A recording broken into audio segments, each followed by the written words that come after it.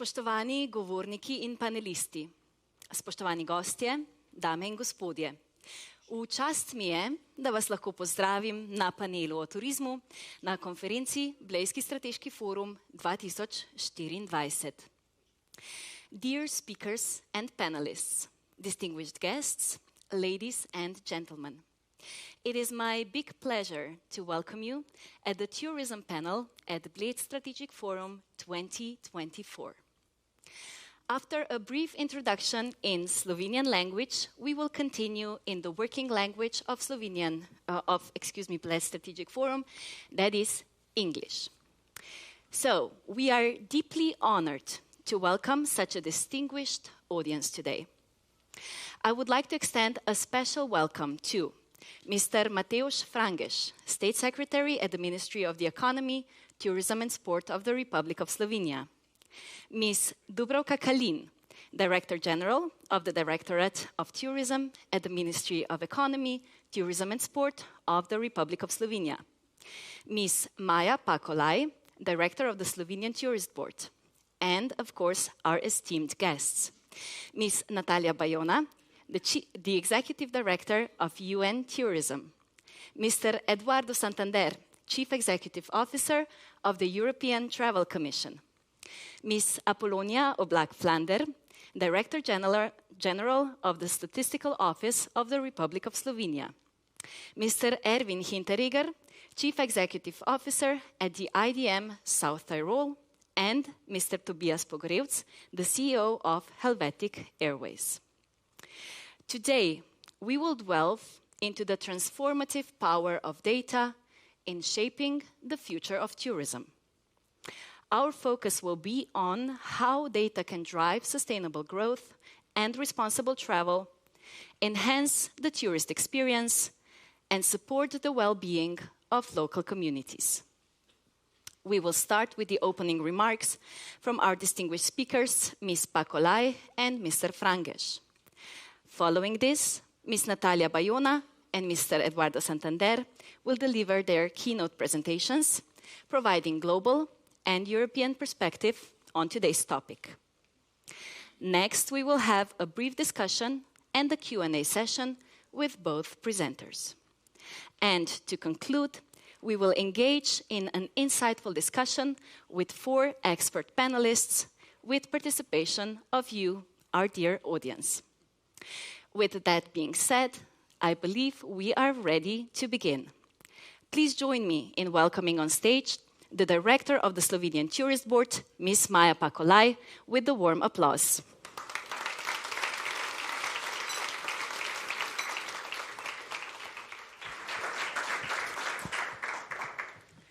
Dear colleagues, esteemed guests and speakers, warm welcome to the Bled Strategic Forum Tourism panel. It is a privilege to stand before you today.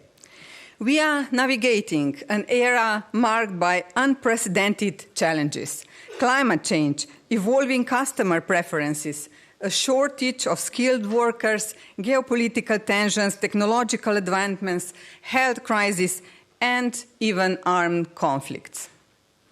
We can no longer afford to only react to the rapidly shifting landscape around us.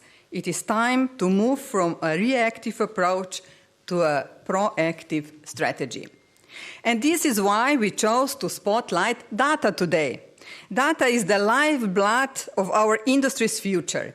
It holds the power to revolutionize our understanding of visitors, to forecast trends with unmatched accuracy, and to manage our precious resources with wisdom. A staggering amount of 2.5 quintillion bytes of data are created each day. So the question arises, How deeply are we really tapping into this vast wealth of information? And maybe more importantly, how far ahead are our competitors in doing the same? In Slovenia, we operate according to our tourism strategy in what we call a boutique environment.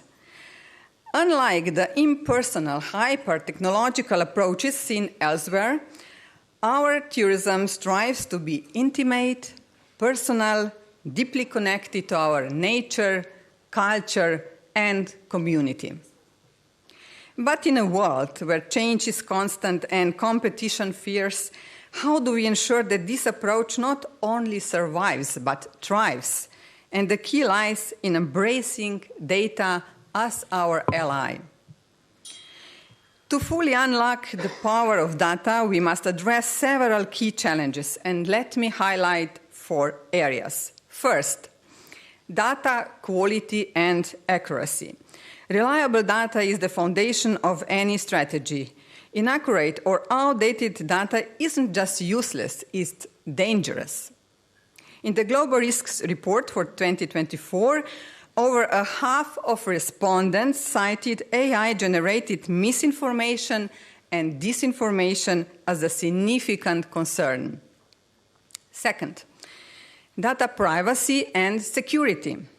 In today's data-driven world, safeguarding data is essential. Trust is our most valuable asset, and protecting our visitor information with the highest security standards is non-negotiable. Third, data accessibility and transparency. For data to be truly valuable, it must be accessible to all stakeholders. Data needs to be shared openly and fairly. And fourth, skills and capabilities. Data's potential is only unlocked when we know how to use it. We need to make sure that everyone, from managers to frontline staff, knows how to fully use data. And let's look at some facts.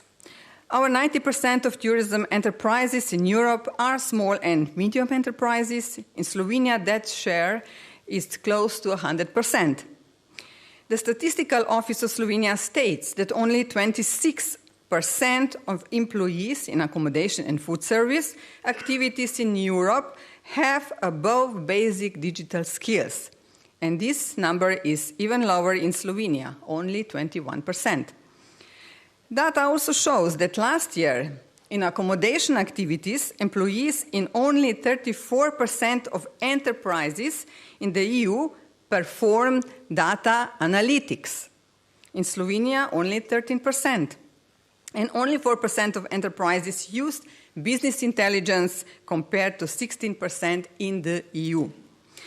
So these statistics reveal gaps that all stakeholders must address with the right approach and resources. At the Slovenian Tourist Board, we wish to contribute by developing the National Intelligence Hub, a resource to empower the industry. We envision this hub as a powerful engine that transforms vast data into actionable insights. Intuitive and user-friendly, it will drive intelligent, sustainable growth and empower all stakeholders. Destinations will be able to use the hub's data to optimize tourism flows, benefiting local communities and visitors.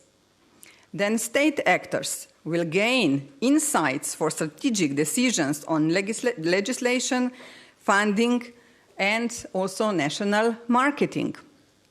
And third, businesses will find new opportunities to improve efficiency, drive economic success, and empower employees. The hub's data will also strengthen the green scheme of Slovenian tourism. It will help us track progress and find areas to improve. With this data-driven approach, we can ensure our sustainable efforts make real impact. At the Slovenian Tourist Board, we are already harnessing the power of data. We use it to supercharge our digital content marketing. Relying on data, we ensure our messages reach the right audience, resonate deeply, and create meaningful connections across all channels. And this spring, as you know, we introduced Alma, our AI-powered virtual advisor, the first of its kind in Slovenian tourism. Why is Alma truly special? Because she's built on one core principle. Quality input is bedrock of quality output. Alma is drawing from the Slovenia.info database and our 50 verified and carefully selected Slovenian tourism websites. As such, she provides visitors with relevant, accurate, and updated information in 7 different languages. So, dear ladies and gentlemen, esteemed colleagues, let me leave you with my final thought. The future of tourism will not be shaped by those who follow the trends, but by those who harness the power of data to set them. The challenges before us are many, and the temptation to feel overwhelmed is real, but the time for hesitation is over. And before I conclude, I sincerely thank our distinguished speakers for sharing their insights today. I also extend my heartfelt thanks to everyone joining us in person and also online. So the next chapter of tourism is, I believe, ours to write. With data as our guide, let's create a future where our industry thrives and communities prosper. Thank you for your attention and have a wonderful day here in beautiful Bled. Thank you.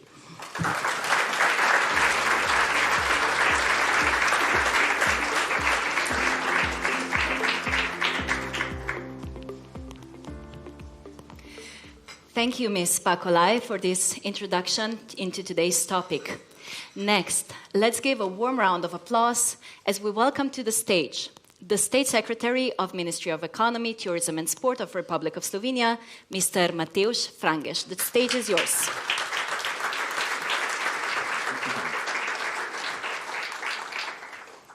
Welcome to Bled Strategic Forum. Welcome to Slovenia. Maybe you know Nick Cave's song called Into My Arms.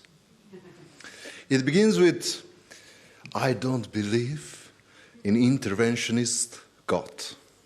But honey, if I did, and this is my addition, I would believe that the God special creation was this combination of magnificent divine scenery, breathtaking locations, nature, our wine and culinarics, a lot of even unicorns breeded in Slovenia. Okay, they don't have the wings and the horns, but the Lipizan horses are in fact the most artisan horses in the world.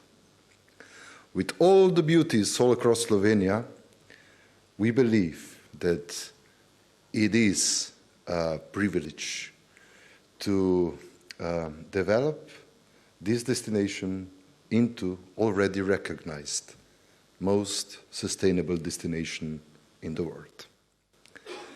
And because of all the treasures we are here to protect and to show those treasures to our guests welcome from all over the world.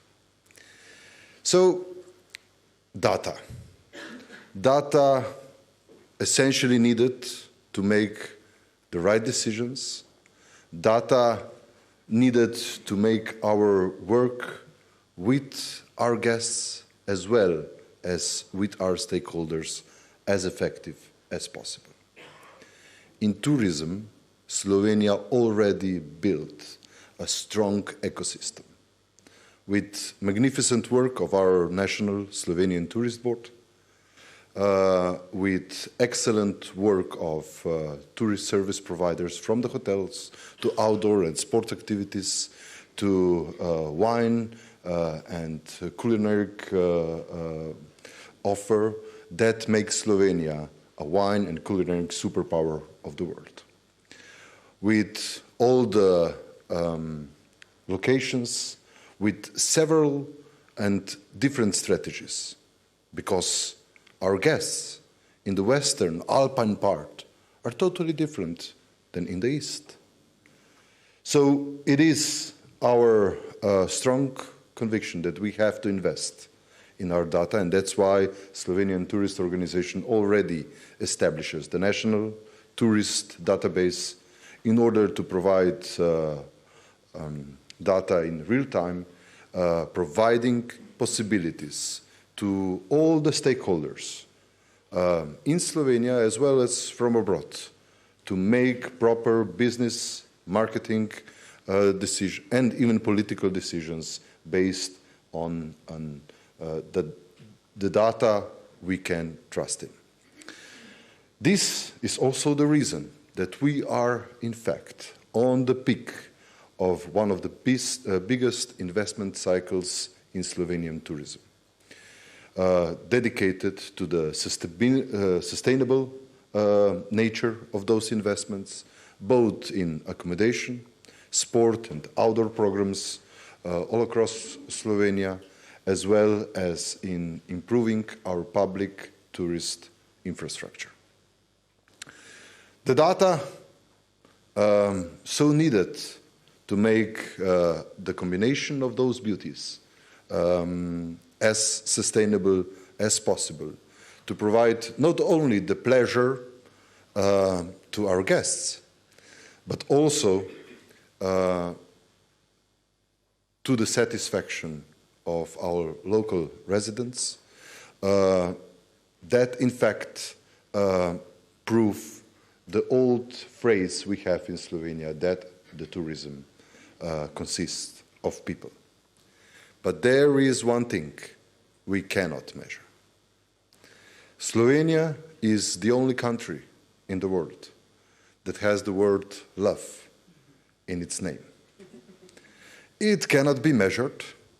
We don't have the metrics, but it is the love to your profession, to your guests, to provide the best possible hospitality services that drives Slovenian tourism forward. And until we find the proper measure and proper metrics to measure love, I suggest that we agree on an, let's say, at least temporary measurement. I suggest that we acknowledge that Slovenian tourism is powered by 100% Slovenia. Thank you very much, and I wish you a great discussion and welcome the keynote speakers that will follow. Thank you.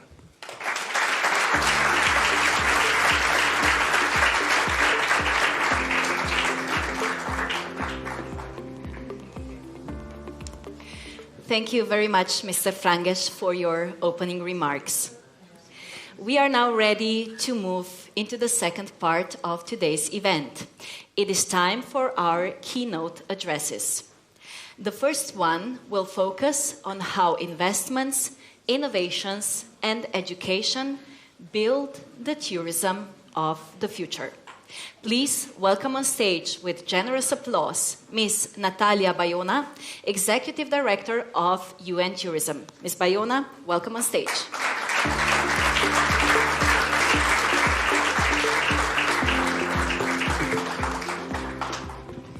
Good morning, everyone. Thank you so much, State Secretary. Thank you so much, Director of the Tourism Board.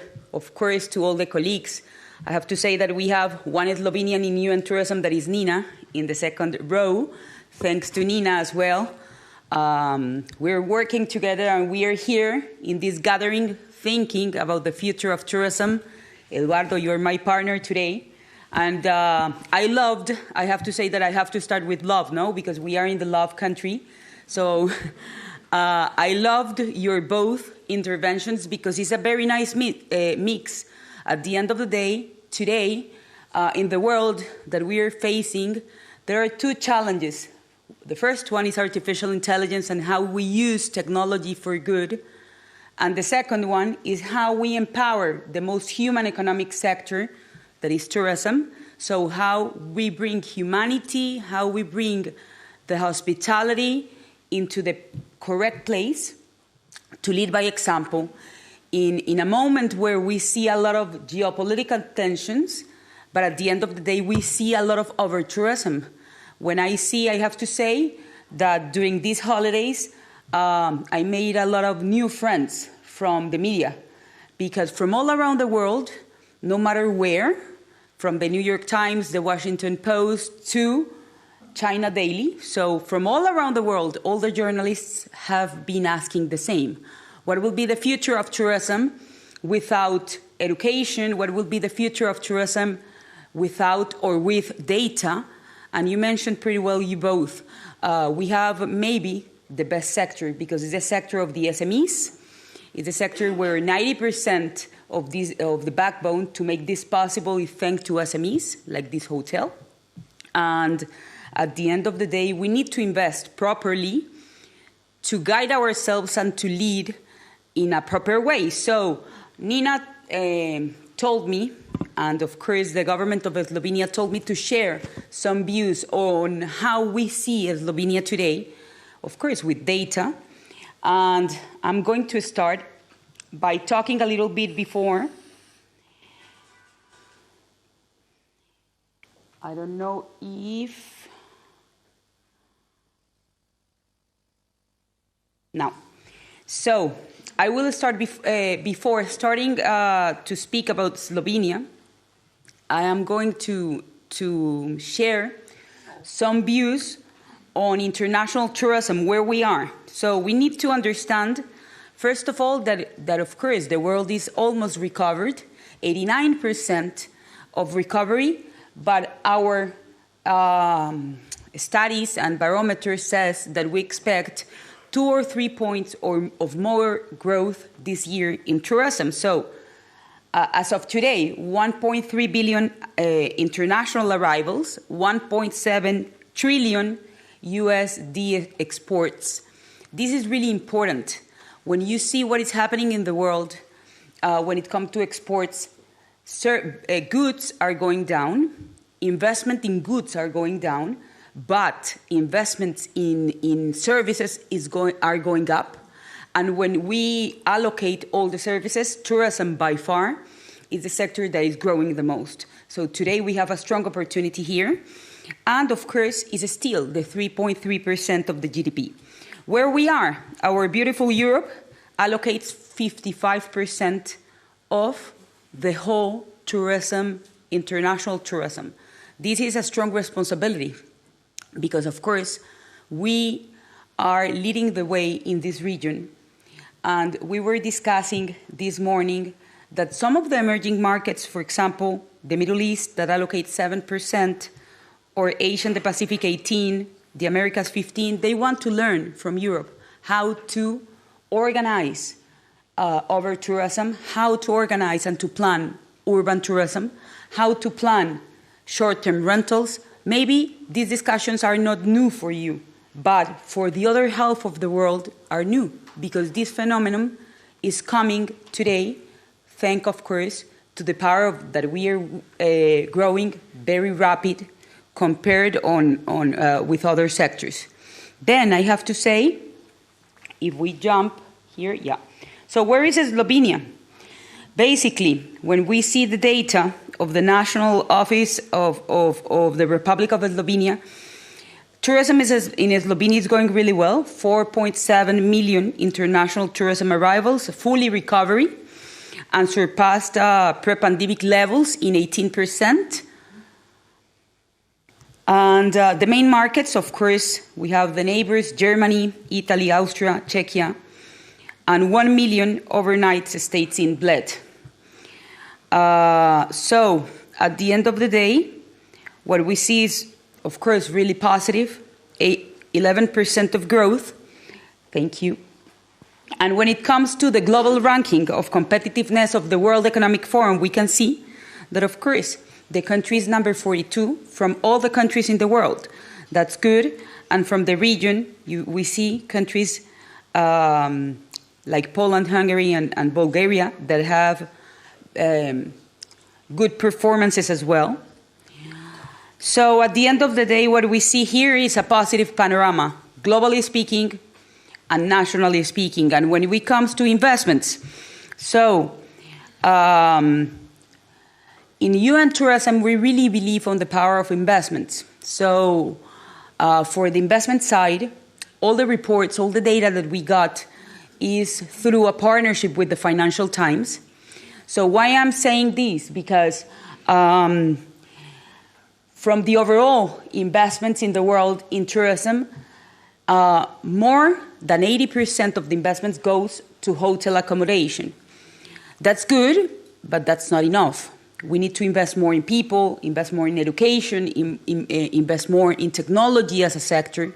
And that's why I will start here the presentation about how we can connect the investments of the private sector, how we can create incentives of the private sector from the public in order to get integral and a 360 model of investments. So Slovenia, of course, have a very strong investment framework. During the last year, 2 greenfield projects were announced with 120 million investments developed in the country. The investments were made by Barceló, that, as all of us know, is a strong Spanish brand, Eduardo, and Delta Real Estate. So both, of course, correspond to accommodation, and they expect to create 230 jobs. That's good, because at the end, that's a message of certainty. And when we see the ranking of the Financial Times, where is the investment going in the Balkans and in Eastern Europe, we can see that, of course, Slovenia is really well known, and we have Slovenia in the top 10 of the ranking with, as I already said, 120 million the last year invested in tourism. The first one, if you want to know, is Poland. The second one is Montenegro. The third one is Romania. The fourth is Hungary. The fifth is Bulgaria. And the sixth is Albania. So why? This is important because, of course, Slovenia has a strategic location. I already mentioned that the neighbors that are strong neighbors, Germany, Austria, Italy, are the ones visiting Slovenia. So the strategic location is crucial when it comes to investments and to promote investments to the private sector. So, of course, the port on the Adriatic Sea is crucial as well, because when investors are coming, they're not only thinking about building a hotel, it's the overall ecosystem. So, of course, having a port make easier a decision in terms that you can bring logistics through there, cruises through there, among others. Of course, the economic growth and stability. There's a GDP projected by 2%, and, of course, the attractive investment climate. There's a low taxation, 19% for corporate tax, and Slovenia ranks 37th from all around the world in the World Bank Index for doing business. So this is crucial, and maybe this is very much about global economics, but at the end of the day, tourism is an economic sector. So we need to bring these data all around if we want really to bring international brands, to bring international investors to the country. And then, of course, I am not going to talk about these, but I really love these, my dearest State Secretary and my dear Director of the Tourism Board. Maybe Slovenia is one of the most modern countries when it comes to digital transformation and the green transition incentives. Because normally speaking, what you hear about countries is that they want innovation, that they want to bring technology, but they don't have the correct incentives to bring them. Today, here in Slovenia, you have a very modern regulation. We need to use it. It doesn't matter that it's from the general framework, but for cloud computing, for big data, for artificial intelligence, there are incentives to bring tech companies here. And of course, tourism needs a lot of cloud, needs a lot, not only for the governments, but also to the SMEs, to be more modern, to be more efficient, to have their archives in the cloud, or as you were mentioning before, with artificial intelligence assistants. We are, in the UN Tourism, we are launching our new Tourism Academy with artificial intelligence teachers that will be able, of course, to be online tutors for people all around the world. But that's the power of technology, and having in Slovenia a strong incentive relief tax for these kind of companies is crucial, because at the end of the day, they are services. They represent, of course, a good connection and a good combination for the country. And, of course, we have different challenges. In Europe, we have a lot of challenges, of course. We need to generate in Europe added value tourism products, not only sand and beach, and not only being positioned by the short-term rentals that we have all around in the European Union, so that you have the north in the south and the south in the north. But now, due to climate change, maybe I want to be in the north. So maybe the things are turning in a different way. That is happening today in Spain. I don't know if you know. But the Spaniards don't want to go to the south because it's too hot. So the Spaniards, there is a change on the way they travel, and now they want to go to the beaches in the north, in Galicia, etc. So we need to generate tourism added value products and to see what is happening today, to innovate, of course. The staff shortage, that's a strong mandate in the whole world. Tourism is the most human economic sector. Tourism is the strongest employer of youth, but 50% of youth working in tourism only have secondary skills. So how we can talk about a strong economic sector? And then in the European Union, I saw the last data of OECD, 2/3 of Europeans working in tourism only have secondary skills. So imagine if 55% of the world comes here in this region that is supposed to be the mature region, but we don't have the proper skills. Guess what happened next? Low salaries and informal economy. That's obvious, no? So that's why this is in the middle. Education has to be a must in every single thing that we do in this sector. It doesn't matter if we are in the private or in the public sector. And last but not least, of course, sustainability, how we're going to sustain this sector. And when I'm talking about sustainability, it's not only about climate change, how we're going to sustain the local economies, how we're going to sustain the traditions in a world where everyone can travel and everyone is global today. So, basically with this, of course, in UN Tourism, what do? We work, of course, in open innovation with the whole ecosystem, with the corporates, with the institutions, with the academia, of course, with the governments, with the startups, and with the investors. And, as I already mentioned, Slovenia has an innovation-driven economy. And Slovenia ranks 33 in the Global Innovation Index. That's good. From all around the world, you are in the top 50 of the top innovators. Of course, you have a strength, as I already mentioned. There's a strong public policy on developing technologies, on developing innovation, on bringing new services to the sector.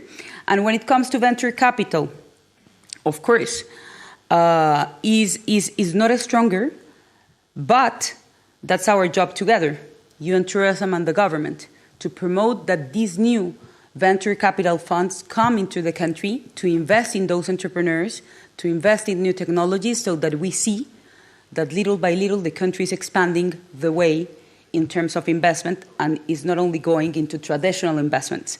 So I saw, when I did a research with the team, we saw there are startups today, at the end of the day, technology is technology, thanks to startups and thanks to the youth working on technology. So we saw that, for example, there are Slovenian startups that are guiding the way, not only in Slovenia, but that they are exporting their services as well all around Europe. So, for example, Flex Keeping is the one that we saw.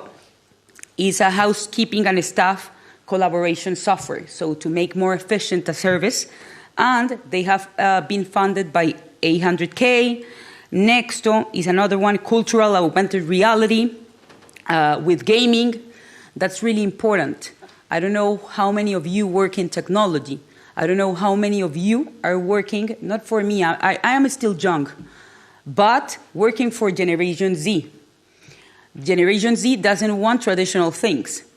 And this is crucial because when I always go to a forum, no one is working on Generation Z. And Generation Z wants about what Slovenia is offering, wants gaming, wants augmented reality, wants artificial intelligence. They don't want the traditional book that I used to have when I used to travel with my dad and my family. What they want is immersive and new technologies experiences. So this is an example of how new technologies can help us, to bring together. And this one, pandemic, 400K funding, and basically is a word of mouth marketing tool. So at the end of the day, the ecosystem is there, The ecosystem is there. We have seen, of course, that there's the security, there's the confidence, there's the trust, the numbers are there. And by 2030, the Ministry of Economy, Tourism and Sports wants to have at least 476 startups per million inhabitants.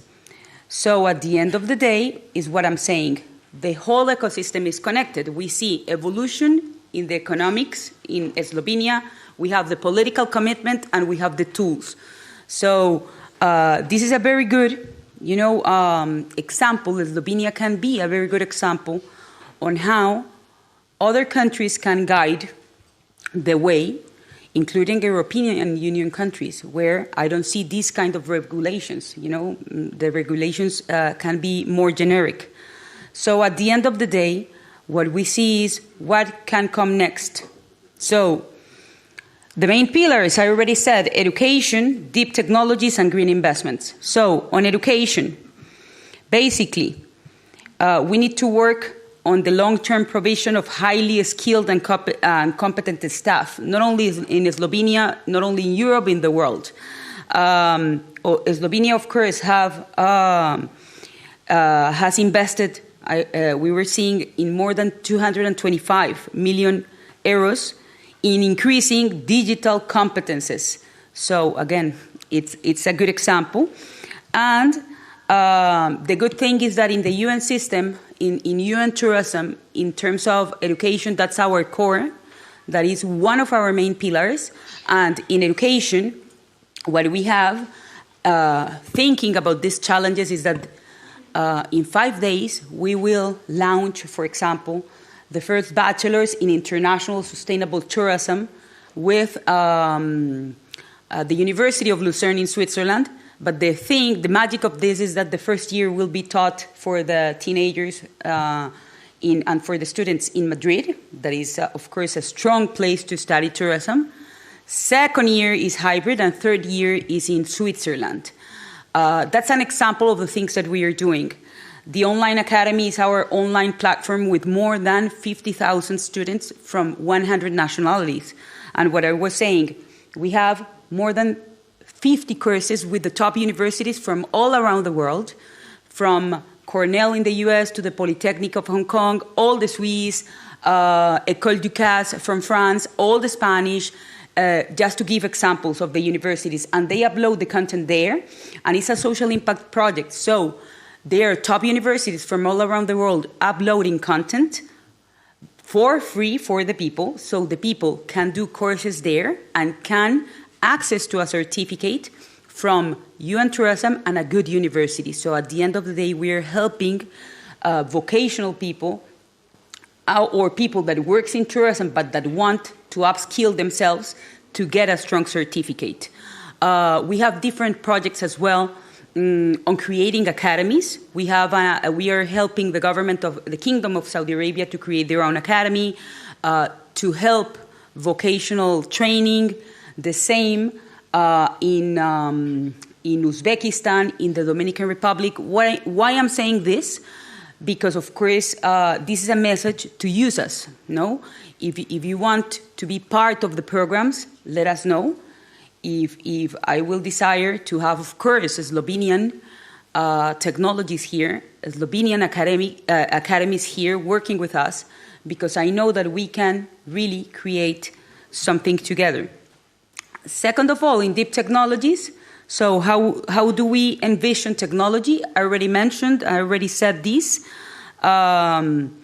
Slovenia ranks as third in Europe by economies driven by industrial businesses, which include, of course, companies where there's a digital transformation. And at the end of the day, I feel that today, when you go to different places, people know about artificial intelligence, but what I feel, this is my personal opinion, is that people don't know how to use it. Of course, ChatGPT is there, but how we use ChatGPT in the tourism industry to make it easier, and of course to have the good information and to have our ethics in place. So we're working here. We will launch it in London in the next World Travel Market, the first guidelines on how we use artificial intelligence for good.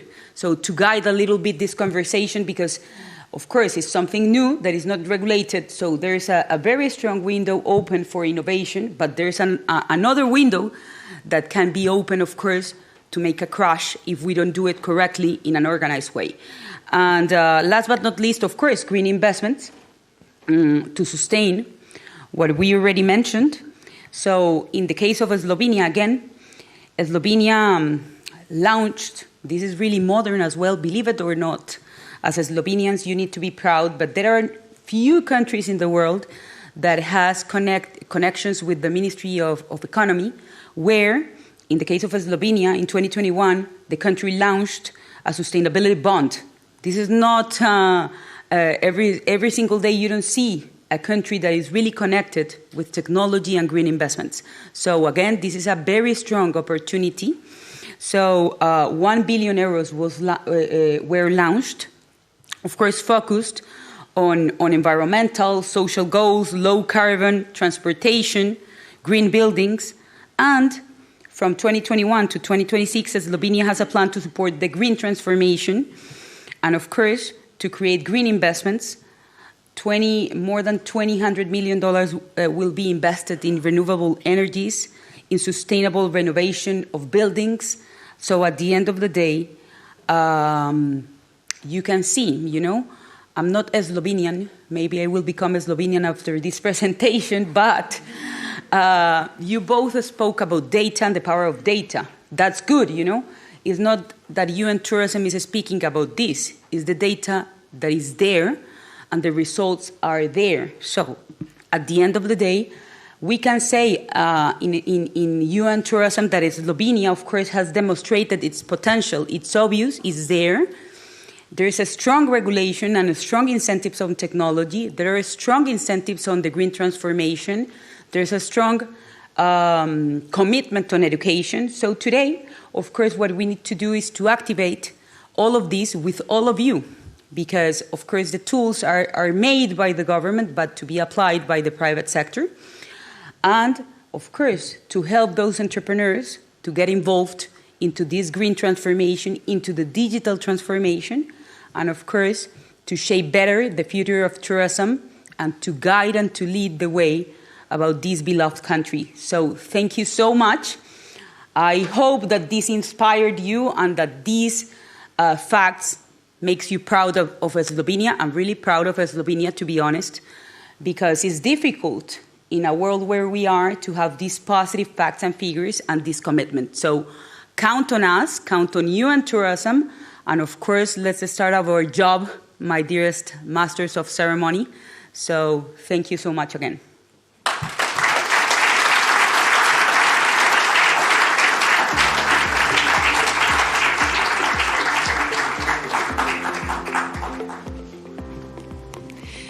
Thank you very much, Ms. Bayona, for this presentation. I think we can all agree that we love this data. I will invite you back on stage very shortly, but before I do that, let's welcome our second keynote speaker, who will talk about how data and digital tools are transforming tourism in a post-COVID world, and how the European Travel Commission is responding to the evolving landscape. Joining us on stage, let's welcome Mr. Eduardo Santander, Chief Executive Officer of the European Travel Commission. The stage is yours.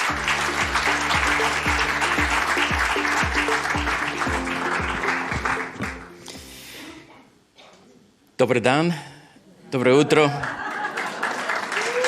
buongiorno, guten Morgen. I hope I haven't forgotten any linguistic minority or linguistic majority of this beautiful country of Slovenia.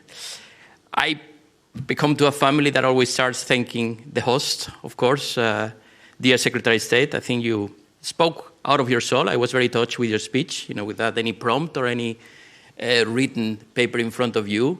So you feel the love, we feel your love for your own country, and this is probably the strongest message that a Secretary of State of Tourism can pass, to stakeholders. Of course, I cannot move forward without thanking Maya for inviting me and for putting together with her professional team, Alenka, Carmen, Anna, just to mention, and of course, the new member of the team, Alma.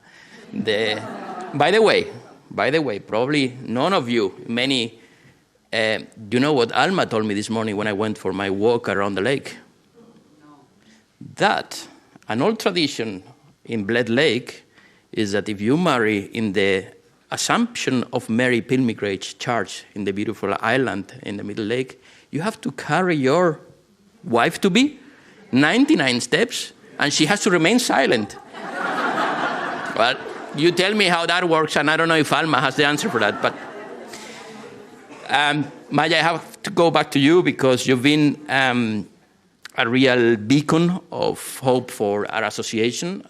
We had a general meeting very recently in beautiful Ljubljana.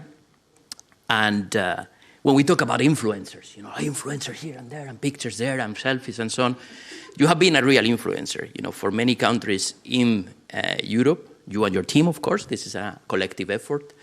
And it makes me proud that, when I listen to Natalia, my dear friend Natalia, an esteemed colleague at UN Tourism, about how Slovenia, that arguably you say a small country, in between the Adriatic Sea and the Alps, not very well known, but you are the beacon for so many other countries. We get in Brussels a lot of requests about, from Chile, from Bhutan. They can you send me the Slovenian strategy on sustainable tourism? And that should make you very proud, because this is a real influencing power that this country is having all around the globe. So, my dear colleagues, friends, and I was able to make a good few friends. Thank you, Alenka, for babysitting me last night.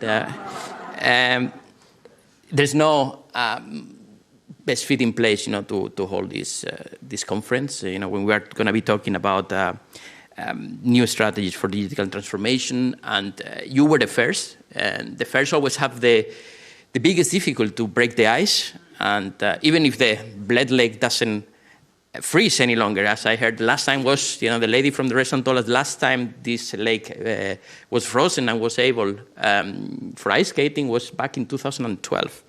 So there's something happening out there that obviously it's showing some changes in our environment and the ways we work, in the ways we interact, and in the ways of civil society also. It started to perceive tourism, to the mentions of Natalia. Well, the STB's, the Slovenian Tourism Board's strategy for the digital transformation of Slovenian tourism, is the leading example of how NTOs can empower all stakeholders to adopt innovative digital strategies and tools to promote sustainable, high-quality visitors' experience and excellent interaction between locals and travelers alike. Now, there we go. Oh, same problem here. This battery runs pretty quick. Can you give me a click there? There we go. So, don't worry, that's what happens when we talk about digitalization, innovation, and the clicker doesn't work. So ETC, the European Travel Commission, it's a rather old organization. I was introducing myself to some of the, thank you, to some of the speakers. We've been around for 75 years, and it is an irony of history that when ETC was created back in 1948, out of the ashes of the Second World War, there was not some wise men and women. There were 2 women also in the room back then, so which is very important to mention nowadays and also back in the days. There were some people thinking that tourism can be a catalyst for innovation, for recovery, and for something very important, particularly for me, that is social cohesion. After the Second World War, we had a destroyed Europe with a lot of inequalities, with different economies running at different speeds, with countries that have been destroyed, countries with winners and losers. And there is a paradox that we live, obviously not in a post-war situation, but there is armed conflict in Europe again. We live until the threats, and I was paying attention about the program. I don't know if some of you had the chance to listen to some of the speeches of the forum, that we live in a world which is becoming complicated and challenging and full of unresolved conflicts and lack of cohesion. So I do truly believe, and I was saying this morning over breakfast during a chat with another speaker, that I remain very optimistic. Despite the, like Natalia being bothered her whole summer by New York Times and China Daily, willing to find the evil in tourism. Without tourism, we'll be in a much worse situation. Not only countries like Slovenia, but my very home country, Spain. It's still by far the industry of people, 10% of GDP, 25, 30 million jobs in Europe, and definitely, the biggest powerhouse for social cohesion of Europe. It is incredible that I went to cut my hair the other day, and my hairdressers told me he had been this summer in Spain, in Albania, and in Scandinavia, making like a little tour. How far have we come that, a barber can go on holiday, visit places, and so on? This is the product of modern democracies, of a lot of hard work, and we should not forget what the role of tourism has played in all these advances. So we have, since the beginning and the dawn of the internet, ETC started with the visit.com, Visit Europe. We were the first one like 20 years ago, 25. Then all countries started to copy worldwide the Visit domain. Then we were the first, with regards to access to data. As you know, Maya, we were the first, with creating a dashboard for tourism data. I will talk about that later. But, our role has been and is today to be that avenue for NTOs, DMOs, stakeholders from the private sector, to have a safe haven of conversation, of cooperation, exchange of best practices, and definitely collaboration. We knew, and I would not like to talk too much about pandemic. It always hit that kind of negative button in our bodies. That we learn to work together, forced by bad conditions, and we should not repeat that in a sense that. Now there is a lot of, again, competition, again, not willing to share, and this is something that we need to tackle. Now, as outlined in our strategic framework, and this is something, by the way, that it's available to all of you, our current mission of ETC is to ensure that Europe is the world's most competitive, sustainable, and inclusive destination by 2030. We believe that digitalization and access to data will be powerful tools in achieving this goal. Okay, this is not a secret, but the problem is how are we going to do this? This is a nice claim, a nice mission, like we always have these kind of things. How are we going to do this? Well, let me give you, it's working now. Let's look back a little bit, and I'm going to admit a huge mistake that we did after the pandemic. After the pandemic, we were all in crisis mode, and we wanted to fill our hotels to keep our stakeholders, our local population, our citizens pleased, and go back to normality, go on holiday, spend money. Well, we make a wrong estimation. We thought that people will travel like crazy for 2, maximum 3 years after pandemic, and they did. And if you see the numbers, from 50% of global share, we're already at 55, and the trend is non-stop. So we thought that people will stop traveling because the money will run out, because inflation will kill asset killing by de facto people's savings and prospects. But we didn't count with something, the power that tourism has on people, and that we discovered that people are willing to save in other aspects of their lives. They don't go for dinner at home, like outside, or, but going on holiday is still a sacred thing to do, and they prefer to save money for that and to keep doing that. So now it's a matter of how are we going to face this exceeding, on average, pre-pandemic levels of tourism, which is perceived and reported by media as a pejorative thing. Or it's like practically tourism is becoming a scapegoat of many problems that had been there. We talk about the problem of housing. We think that it's all related to tourism. There was a problem with housing and with real estate starting 25 years ago, when nobody was talking about over-tourism. We were only talking about growth and jobs at that time.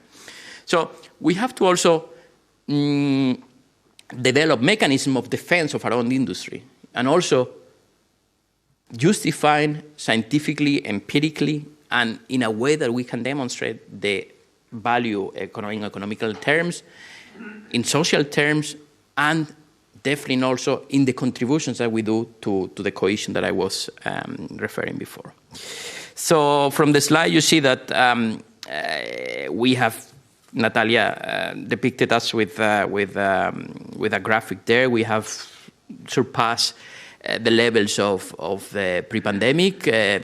This perception is in some countries very different. There is an disbalance. This is not equally in the whole geography of Europe. Some countries are doing very well. Some countries are not doing great, or they could do better.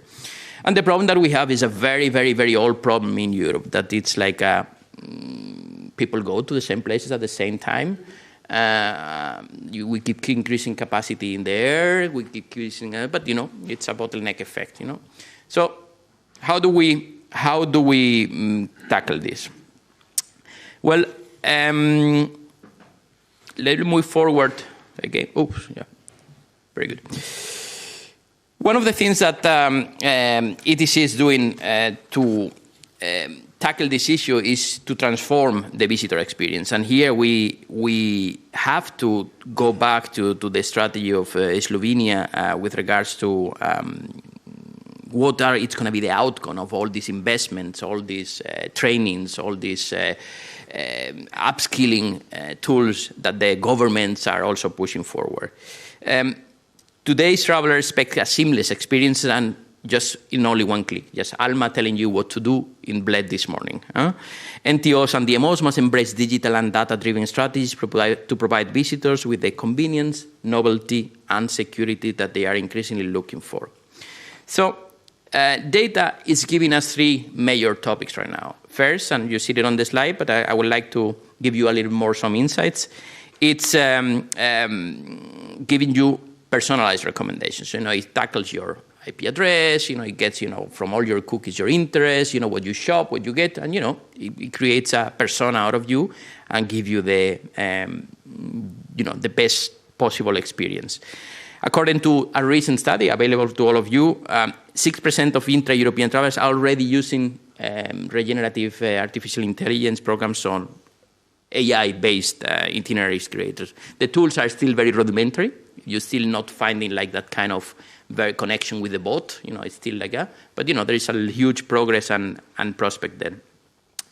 Another insight concerning the personalized recommendation is these tools should aim to help travelers explore beyond the hotspot, which is also a way to shift. And Maya, if you remember, in one of our studies recently, what we are trying is to shift the roles of NTOs in the years to come into keep promoting in a different way, involving the famous or infamous triangle of visitors, residents, and entrepreneurs alike, and management destinations rather than promoting them only. It has to be like a very balanced act here, particularly in your rural areas. I was surprised to see 1 million visitors Bled, but I'm sure that 10, 12 kilometers north, south, or east, there's been people here, I could need some tourists here, like in my valley or in my winery or in, So we also have to tackle that it's not always as it looks like. Secondly, giving tourists access to more information about their destination could improve 3 major aspects that influence a lot where people go on holiday. First is safety, accessibility, and planning. I don't know if you have planned a holiday recently for yourself. I'm sure you were on holiday this summer, some of you for sure. And it's becoming increasingly annoying, to by the time you have booked everything. I have, young children. By the time you have picked your flight, your room, your activity, and so on, I don't know. Despite the fact that obviously it's becoming more expensive, it's also difficult, to put all the pieces together and then having a great time at the end of the day. So some examples of this giving tourists access to more information are real-time access to weather and transport data, how that could help travelers better plan their trip. We know from winter destinations that, it's becoming very tricky for them to plan because people see the weather apps, something that we didn't have like 10, 15 years ago. If you booked a ski holiday, you went no matter what. It was raining, hail, shine, or no snow, like sometimes it's the case now. But now people decide maybe a week before whether they are going to go to Slovenia for skiing or not. And that creates a problem also for the entrepreneurs and for the stakeholders here. The data also can improve travelers' perception of security, allowing them to avoid extreme temperatures. We saw in the Mediterranean basin, the Adriatic. Maya was reporting that the Adriatic has been pretty warm, and that warming of the sea, has also its impact here in the mountain regions. And we had the horrible floodings and floods last year with the catastrophic consequences that they have. Third, accessibility to healthcare care and information. Some people are starting to worry about, their medical conditions, or so they want to. Moreover, the issue of accessibility, because with sustainability, we have forgotten that, more than 2 billion would be people in the world live with any kind of accessibility issues or any kind of thing. Plus their family and friends, so that's a lot of people. And we have to convert that into a business possibility when it comes to accessibility. And accessibility doesn't mean that you are on a wheelchair. Of course, that's a case of accessibility. It means many other things. It can be that you are traveling intergenerationally with elderly people and children at the same time. And finally, as you see, we found more information about location, historical sites, and cultural landmarks. So what we call immersive experience. Some best practices that I'm actually next week in Dublin, as they are finally putting the theory on practice. So they are some destinations are using virtual reality, artificial, augmented reality experiences, and just to create this immersive experience in destinations in a way that hasn't been done before. It's pretty much in an interactive but also hybrid way, whereas you are visiting the place at the same time, and there is a huge engagement. So you see, what we're good at ETC is putting together best practices so that others can learn from there, and also pass the information available, to develop technological solutions. But data can also improve resident satisfactions. I think we could talk, and I can talk a lot, but I can talk over and over about the resident satisfaction, how this is now affecting the environment of tourism businesses. And as we know, in recent years, dissatisfaction among residents about how tourism has been steadily growing in central popular destinations, needless to mention the Venices, the Barcelonas, the Amsterdams, whatever. And I would like to give you an analogy, because I'm sometimes very, very reluctant to talk about a problem that is only ours. I remember when I was a child, I could play on the street because there were no cars. We would play football on the street. That's where some Spanish players are good, is because they learn to play football not in a pitch. They learn to play in a plaza, in a piazza, in a square, where it's tricky and you have to dribble other people passing, the police can run behind you, and, so you get faster. But what happened with in the 80s and 90s, we saw an increase of cars in the European roads by 80%. So it was not like we doubled it, we increased it by 80%. And that had a lot of consequences on regulation, order, infrastructure, and let me place some rules and sometimes even fines. And this is where tourism is going, in my opinion, is that, we have to create a new framework. We're not going to tell people, you cannot travel. We had that in the pandemic, and nobody liked that. We can also be in the airport with, someone from the tourism board looking at the tourist. You look like a good tourist. Come in. Go back. We don't want you because you're coming here for, trampling and drinking and, disturbing the local order. You see, this is a concept of, of scalability, of something that goes beyond. This is an interdisciplinary problem that we have to solve in a multi-stakeholder approach, like the Secretary of State was mentioning before, that we need really to work together. Not only we have to leave our silo of, tourism is the best for humanity, a catalyst for peace. It is, of course it is. But we need to talk also from people, from the transportation, infrastructure, energy, because it goes beyond that. How, obviously, this technology is going to help us and is with new metrics. Measure the positive impacts of tourism has been one of the most difficult exercises because, it's that kind of intangible. It's the love of, I feel, Slovenia, okay? How do you measure the love? How big is your love? We don't know. We don't know unless you ask people, unless you really say, did you really enjoy your stay here? What did it bother you? Was that ice cream not good enough for you tonight or last night? Or, what is it that is it? Was it the hotel maybe not speaking your language or, you didn't get what you wanted? Like we're becoming also all very demanding. And again, let me tell you something, going back to the traffic and cars. When we are in traffic and we say we are stuck in traffic, what we are saying is you are traffic too. You are not stuck in traffic, you are inside the car. And you are part of the traffic, the same way that when you are in an overcrowded, in an over-tourism labeled destination, you are also a tourist. No matter how much money you have, or no matter what you are doing. So you are also part of the problem and part of the solution. And we have to stop, trying to blame someone else. Now there is a trend to blame sharing platforms, Airbnb and co. Listen, they're sharing the problem and they're sharing the consequences of what overcrowding and the real estate and the housing problem. But the housing problem has been existed for 35 years in many places. First in London and Paris, they started blaming the foreign investors. First there was the Russian oligarchs. Then they were the rich Arabs coming there. And now, they need to find someone else, to blame. So the real estate problem is part of a consequence and part of a problem that it has to be tackled, of course. And I will talk about this because it's one of the points. So metrics such as revenue brought in by the tourism sector. How much does how much of this revenue stays in Bled today? How do we measure the leakage? When you book a holiday to Slovenia, how much of that in private investment of a family of 4, 5, or 6 coming to Slovenia is really staying here in Bled in the region? Metrics. Number of jobs in the tourism industry and public investment in tourism-related infrastructure. Slovenia, clear case of fact-checking.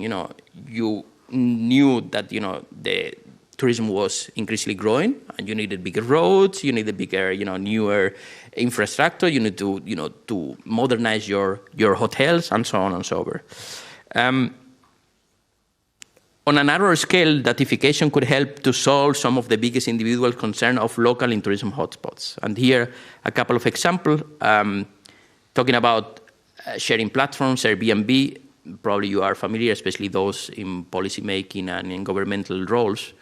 And the EU passed legislation to improve transparency and data sharing between short-term rental hosts and public authorities. So there was like a very wild jungle when all these platforms became. But, Barcelona has banned them, New York has no, And I think prohibition is not the solution. The housing market and the protecting of the housing market for locals in popular destinations is going to be key. Because, this is one of the big problems now, that the people perceive tourism as their problem not to be able to access to a proper house or apartment and so on. And de facto is that tourism is not the consequence of that, or it's not the cause of this. But we are perceived as being the only problem. The housing has been there for many, many places, particularly in capital cities of Europe. Third, and I'm going to speed up a little bit, collecting more data about the movements of tourists around destination could also be effective in mitigating crowding and congestion. Again, classic example, many of you are a good neighbor country, Croatia, the city of Dubrovnik, had a state-of-the-art system on telling you how many people are at the place, when the cruise liners are disembarking, how many people are in the main citadel, and making this data available through an online platform. It's as easy as it is. I'm not going to go now because there's too many people, so I'm going to wait an hour doing something else. So things like, again, technology can really provide. Now, I'm speeding up a little bit. Data is also powerful in green transition. Of course, this is all very obvious. By how, what is the potential of this? One of the things that it's bothering me personally and at the same time challenging me a lot is the measurement of CO2 emissions in tourism. Because this is probably one of the most difficult exercises scientifically wise speaking, because it's, how do you define tourism?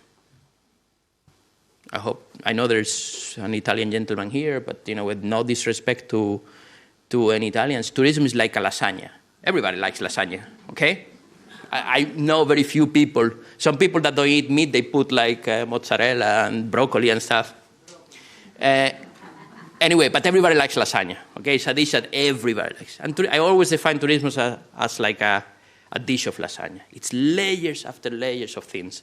You have accommodation, transportation, you have the locals, you have the visitors, you have the entrepreneurs, you have the education factor, you have the investment, you have the energy, okay? And layers after layers you create. And believe it or not, every lasagna in every single household is different. You have that kind of, I put Parmesan in between, or I put pepper, or whatever. And in every destination, everybody puts a different ingredient, and that's what it makes it so complicated to make that a size that it's going to, or that dish is going to fit everybody. That's an hoax. That's not going to happen. Therefore, we have put at ETC a huge emphasis in scientifically measure CO2 emissions in tourism. How much do we really cause? How much do we cause directly by tourism stakeholders? And also study what is the environmental impact of it, and how much is inherent to human activity. That it's not, we have to heat places in winter, but if we count as the hotels are only producing CO2 because they are heating their pools, but some hotels, and in Slovenia, no, because I talked to Itzok, I don't know if he's in the room, from there you are, from the thermal, that, some of these hotels use the thermal water for, for the heating, for the pools, for the treatments, everything. So you see, we have to be careful of how we measure. And we are putting a lot of money on establishing a real reputation for Europe as the most green destination scientifically, not the same, because until recently everybody was very able to say, I'm the most sustainable and the greenest and remember all this hotel with this little signs on the door. You say this is one certificate, one label, and after COVID it was even crazy. They have like the COVID safe, not COVID safe. It was crazy. But now we need to find a common ground. Here I have to mention again, of course, Slovenia, because we need to empower travelers to travel responsibly. We can stop putting all the pressure on the supply chain and say it's the hotels that make them press, as 85% of European entrepreneurship are SMEs, and in Slovenia it's 90. So, and we need to put some responsibility on the travelers too. We are all human beings capable to understand, learn, educate ourselves, and change. And at a certain point, we have to tell people, it's not in a prescribing way, it's in telling them that, if they in the future they want to travel, they have to change their behavior. So we have a new upcoming, sorry, I forgot to mention, obviously this is practically the concept of the green scheme of Slovenian tourism. And if I may admit that we copy a little bit in a nice way, the trend there, and we are having a new upcoming ETC marketing campaign based on responsible travel. At a certain point, we have also to address sustainable behavior. Now, last, I was mentioning this before, how is ETC supporting datification? And this is most of the whole thing is accessible to all of you, as we're a public-private organization, but mostly financed by public money and the EU. We have an ETC executive dashboard accessible to all of you, and if not, via your national tourism brand in cooperation with UN Tourism, with WTTC, Tourism Economics, where you can see in real time, have access to and data sharing all the time. For us, is that we also are participating in building the European data space for tourism, so to stop working everybody in its own lasagna of data, and we're trying to make a European lasagna. Let's see how it tastes. And second, of course, the digital upskilling that it was mentioned in the previous presentation, and referring to Natalia, who has been, of course, very instrumental to embed education in the UN tourism policies. The lack of knowledge, of course, and access to upskilling opportunities is one of the biggest deterrents.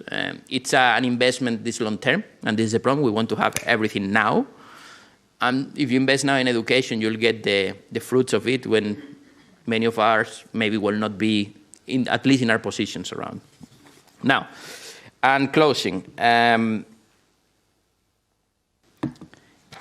going to close this with a message of hope, of optimism, and I'm pledging you to think about it. It's what we call in Belgium rentrée, so we are going back to school, we're going back to work, after a summer break, and some time to think about what we're doing, if it makes sense or not.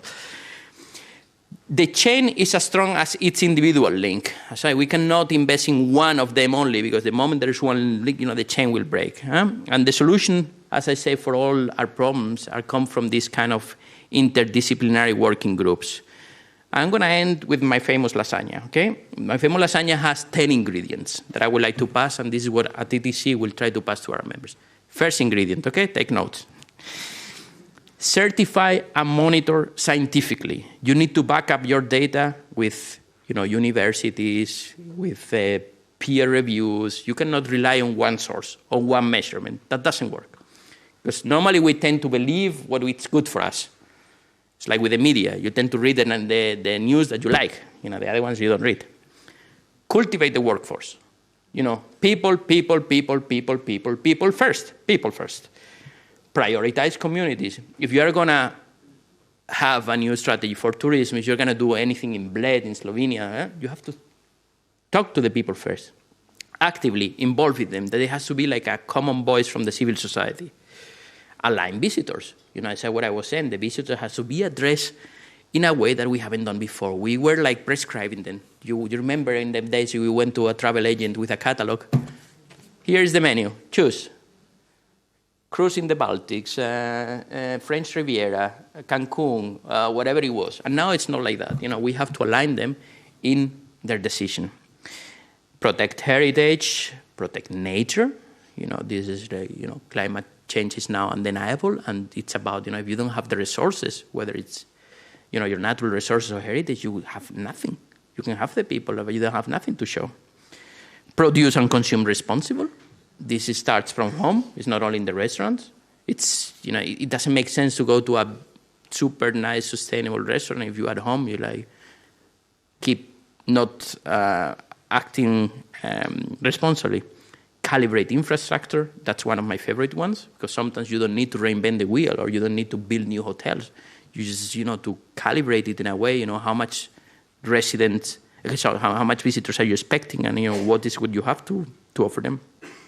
Govern effectively. This I have to look at you, Mr. Secretary of State, because we need people like you, with the courage to mention things by their names, and not starting to say, okay, this is a political cycle of 4 or 5 years, and then whoever takes over, So we need more of that. We need more of things. And the most important thing in looking into the future is embed resilience. That we've been there, it's a crisis after crisis, and, we need to learn from there and act responsibly, upon them. I have the feeling that we have forgotten the pandemic and, everything is valid again, whatever we saw. Remember those times in pajamas in front of Zoom calls saying, we're going to change the world, we're going to wake up and, everybody's going to be, living in a magical unicorn, Lipizzaner world. So thank you very much for your patience and for your attention. Voila.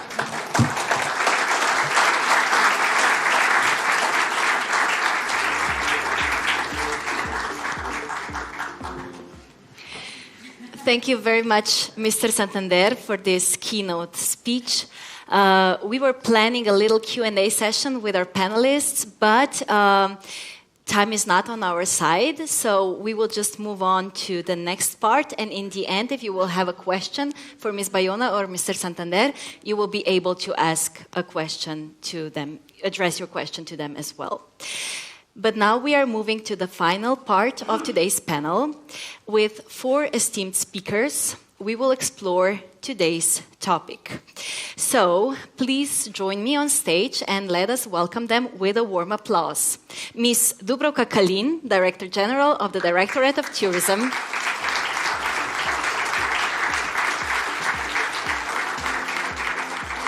Ms. Apollonia Oblak-Flander, Director General of the Statistical Office of the Republic of Slovenia.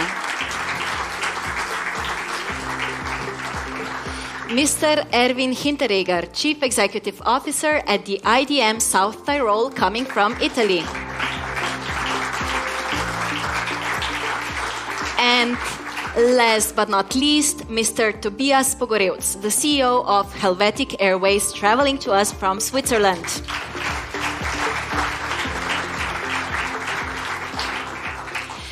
Thank you, dear guests, for being here.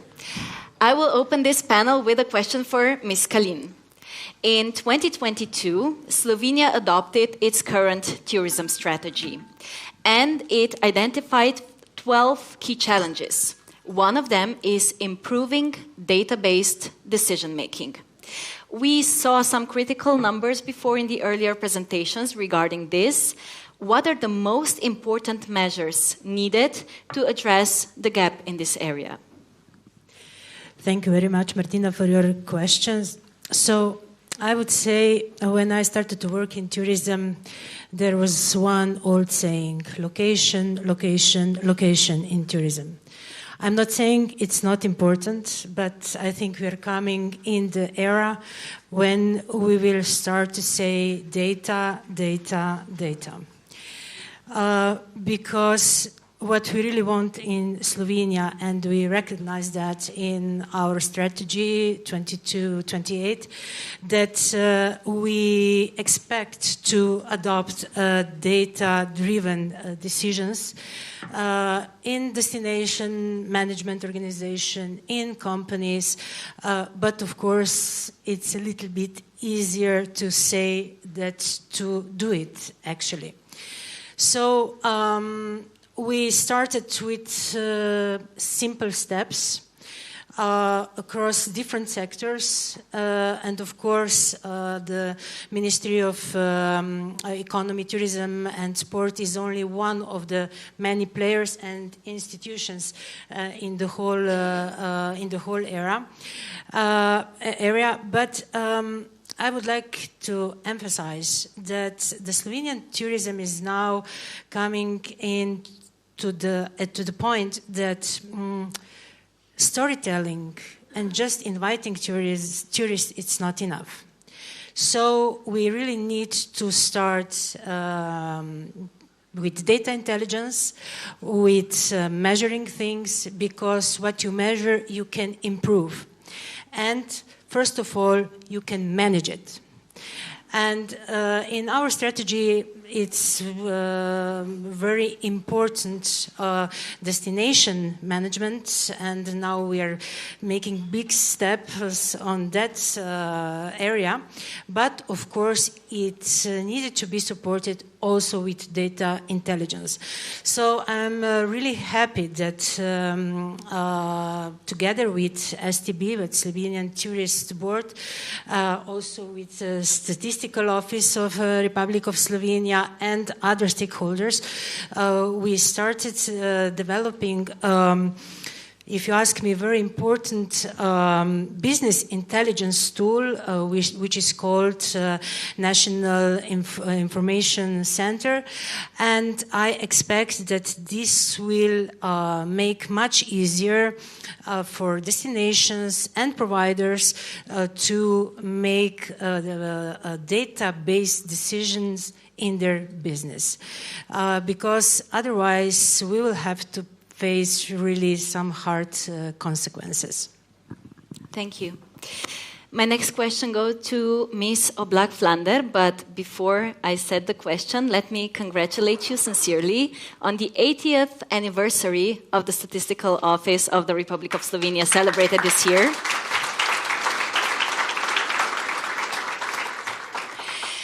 So let's go to today's topic. This year, the Statistical Office of the Republic of Slovenia launched a new interactive tool, Turizem Daily. Could you share with us what kind of data, what kind of indicators, what kind of insights are offered within this tool, and what do you see as a future possible advancements? Thank you for the question, and thank you for these nice congratulations. We are very proud that we are already 80 years present in the Slovene territory and that we are a very good partner. And I was looking at the rankings where Slovenia is, where it comes to figures, and I must say that when it comes to the openness of data, we rank the 6th in the world. And when it comes to statistical performance index, we also rank the 6th in the world in the 2022. So I would say that this interactive tool that we have built is based on what we have been doing in the past and listening very careful to the user's needs. So this counter is not a simple counter of arrivals or overnight stays. It brings a lot of descriptive statistics and also accumulates data over the year on a daily basis, only with a 3 days delay. This product was developed to support the Slovene tourism, to be able to model the flows, to forecast, and also to give local destinations information what is going on in their locations, to be able to better manage and to respond to the tourism, what is going on in tourism. And most importantly, these data are presented according to the citizenship of guests that are arriving. They're presented on the statistical regions, municipalities, where the statistical confidentiality allows us to present the data, and also by type of accommodation. And most important thing is that these data are directly comparable with monthly accommodation statistics. So the same methodology is applied to the data on like near real-time data that we disseminate in official statistics, which means that these data are also comparable with other countries. So this is a big advantage, and the thing is that these data are accessible to everybody for free. And I was asking my colleagues to do some statistics about this interactive tool that we have produced. And unfortunately, we had so far, we launched it on the 15th of March, only 5,000 individual, let's say, approaches to this interactive tool. So meaning that we have to do more to bring our products, to build those bridges to the users, to be able to use our data for their decision making. Mm-hmm. Can we maybe check with our audience who used this tool up until now? Hands up. Thank you. Okay, I think we're pretty good, but we can do better. So everybody else, please, right after the panel, you're kindly invited to check it out. Now we are turning to Italy. Mr. Hinteregger, you come from IDM South Tyrol. You focus on sustainable economic development. You support SMEs. You manage tourism marketing, regional product promotion. Can you briefly share what your organization does, what is your vision, and maybe speak especially about the importance of collaboration among different stakeholders? Well, first of all, let me shout out a compliment to Slovenia in general. I'm really impressed by this conference one, but especially by the development of the country in the last, let's say, couple of decades. It's a great example of integration, but also of contributing to future development. And you guys are doing a great job here. You're about 2 million people. A small country, we have 500,000 people. In a pretty big country, 60 million. So a very small region. But of course, we're also trying to do or to make our contribution. So the role, the job of EDM is basically we are the regional development company for South Tyrol. So we work across all sectors, tourism of course, but also agriculture, also technologies, construction, food, whatever the important sectors are in South Tyrol. And our core vision we have defined as to be I know, and we can debate that, to be the most sustainable habitat in Europe. So we don't talk about destination any longer. We talk about habitat, so a living space. There's a nice German word, Lebensraum, which doesn't translate as nicely in other languages, but it's basically first, it's the locals. So it's really about first to make sure whatever you develop is in syntony or in symbiosis with the local people. So the vision in our for us is really that first we make sure that the people living actually in South Tyrol, that they are happy there, that there is a high quality of life. And of course to do that we focus basically on 4 areas in our company. Number 1 is sector development. So in tourism we have written like about 4 years ago a new tourism strategy, which is really a completely turnaround, let's say a transformation of tourism. I'm happy to talk about. Second, so sectors, different sectors. Second, digital transformation. Third, sustainability. Fourth, internationalizations, also export and so on and so forth. It's a variety of things. But of course, we are here today to, I guess, to talk more about tourism. And we have defined, as I said, a couple of years ago, a new vision for the tourism. And that vision is really based on 3 values. Number 1, it's the people, so the culture, to make sure that we maintain that local culture. Second, it is about in symbiosis with nature, so of course everything to do with climate change.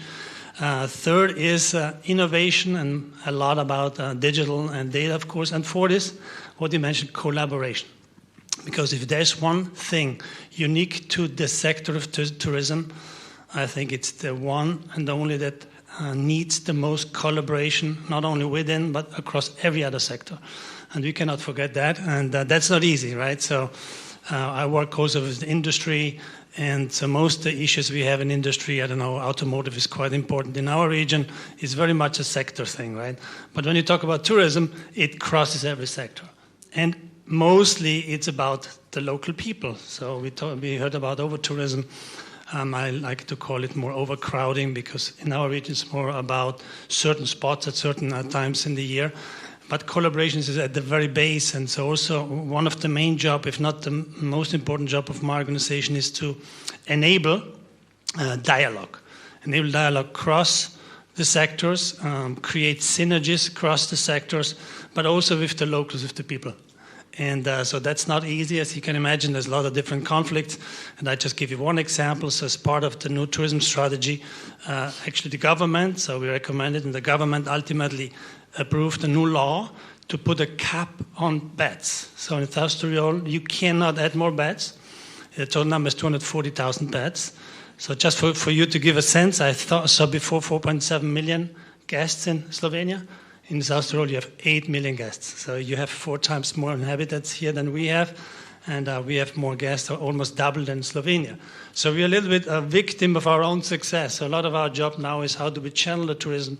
We don't want to grow any more quantitatively. It's all about more qualitative and more sustainable and more experience in the product which you offer. But putting a cap on beds that you can basically not add more beds or let's say basically interfere in the free market, as you can imagine, is not very easy, but we strongly believe that's the way to go. Mm-hmm. So I'm staying with you, talking about the management of tourism flows. South Tyrol has used a guest card system for 18 years to enhance visitor experiences. Can you tell us how you use the data from this guest card system to improve the experience, manage the tourism flows? Yeah, it's a long project. We are right in the middle, let's say, of the next evolution of this project. It started about 18 years ago, very much locally, so different areas actually developed their own kind of guest card. But the main service, the main goal of a guest card is really to improve the guest experience. So really to basically enable the guest to plan their travel, to basically be also a companion as they are in South Tyrol, and especially to kind of avoid overcrowding and so on and so forth. The basic service, which is included, that you will get free public transport. So you get to South Tyrol, every accommodation will give you this guest card. It's now digital, and so you can jump on a public transport. This is a bus, a train, and you can get a free ride. That's a nice service. It's being paid by the hotel accommodation themselves. As you can imagine, a lot of debate with the locals. Why are getting the tourists a free transport, and we locals have to pay for the transport, right? So this is not an easy. So if you think about, I don't know, if you develop something similar in Slovenia, think about that. But the service is really good because one of the goals also inside of the future vision of our tourism is to get people, of course, more off roads. So in South Tyrol, 44% of the CO2 footprint is from traffic.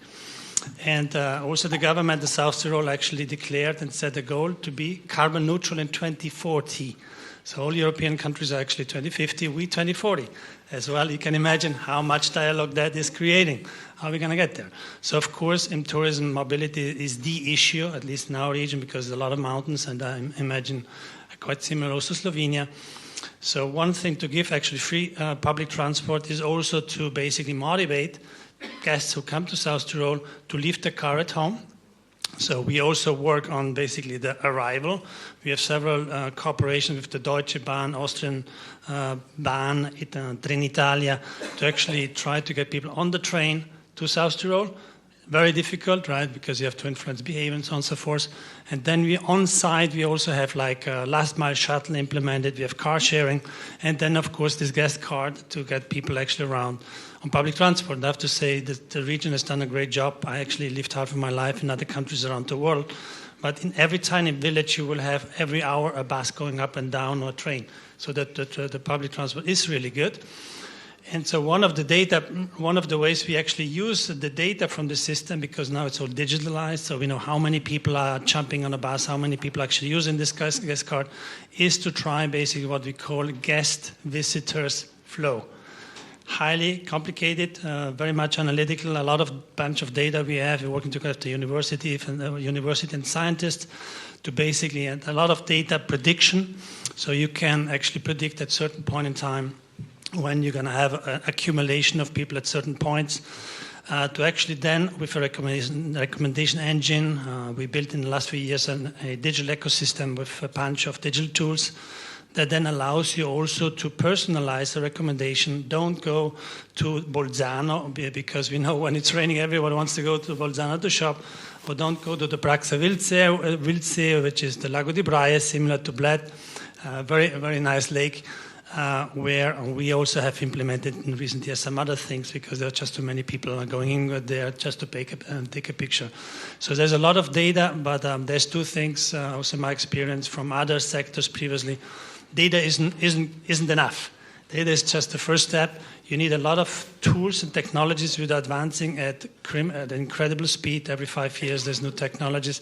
And you need especially manpower, so skills, people who can actually do something with the data, right, to implement that. And that's really where our focus is. We have plenty of data. We have organized of the data. We have open data hubs. All the DMOs are connected. They have access to all the data. But the difficult thing is to activate the data. And with this digital guest card, it actually first time allows us to personalize the recommendation, to tell a guest, don't go to this location, to that location. We recommend alternatives. So with that, we can somewhat start to basically also guide a little bit, especially the overcrowded areas. Thank you. So that's data working in practice. Turning to Mr. Pogorevc, you come from aviation industry. How do you see the data collection and processing shaping the future of air travel? And which strategies are airlines adopting to stay competitive. Thank you very much. Hvala lepa. Preden povem nekaj na data collection aviation, sem zelo vesel, da lahko danes delim moje skromne izkušnje.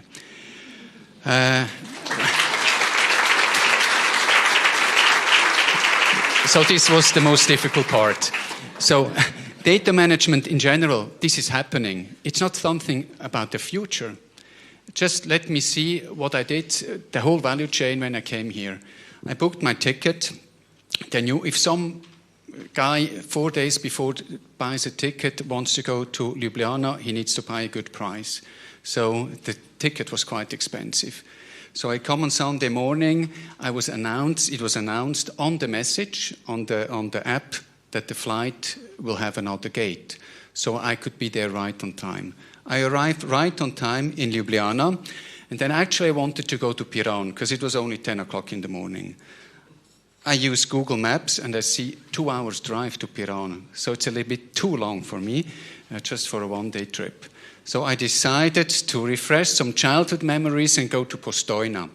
So I opened the website of Postojna, and then I see, there are a few tickets left for the 12 o'clock tour. Not 10 tickets, only 2 tickets were left. So I thought, okay, that's great. I need 45 minutes by car with Google Maps. I arrived there 11:45. I buy the ticket online, and I can visit this beautiful cave without any queuing. So I was really impressed how these channels, how the tourist flows were channeling. So it really happens. But there is a little room of improvement, because they didn't announce that it's so cold in the cave. I had only a T-shirt, and the 1 hour was actually quite cold. But let's go back to the aviation, because we contribute quite a lot to the tourism. And for our company, a little private company, AI, data management, is one of the strategic pillars. We collect a lot of data, but not only from the customers, but from the flight operation, from weather radars, from whoever data that is available.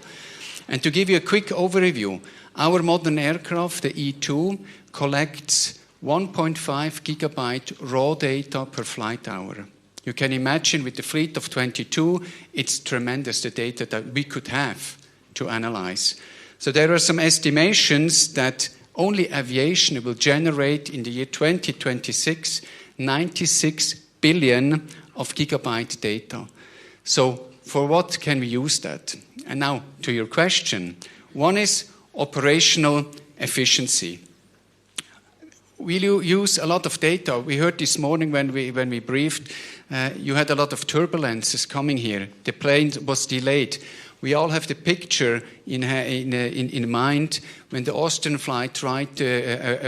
Austrian Airlines flight tried to land in Vienna, came in a hailstorm, was completely destroyed.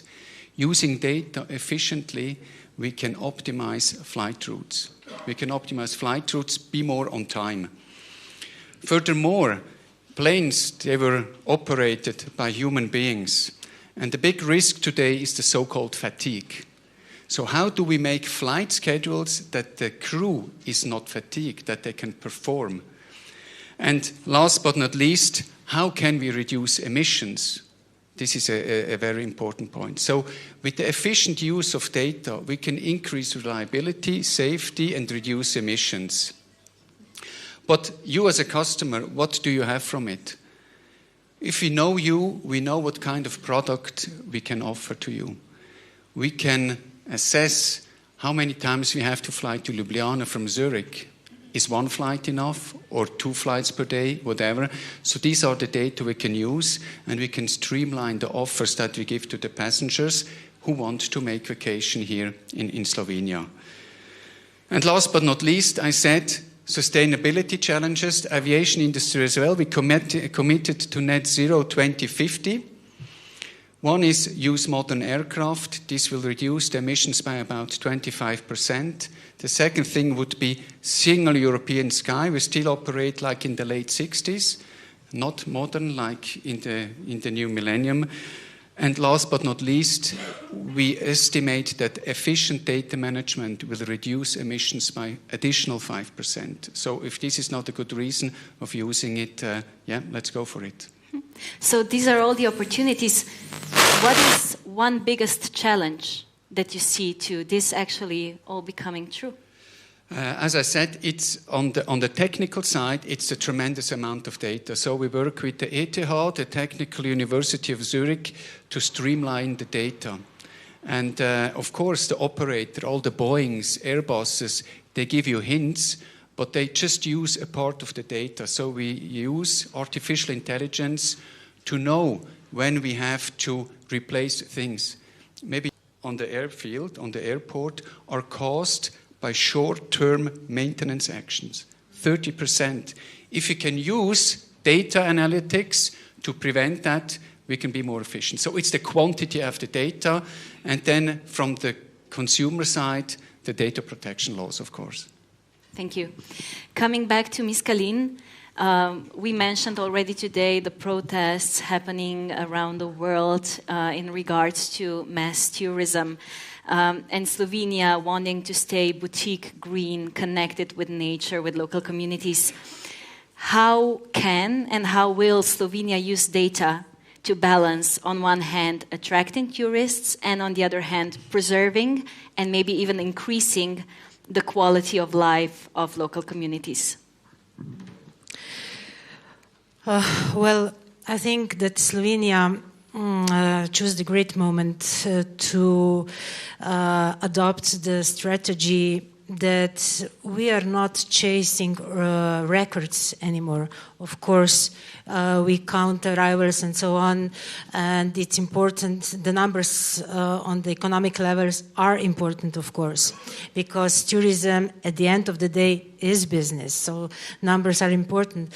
But on the other hand, I don't like to emphasize that we are a small country, but I'm rather proud of it, that we are really small, and so this is one more reason why we really need to be careful with our resources.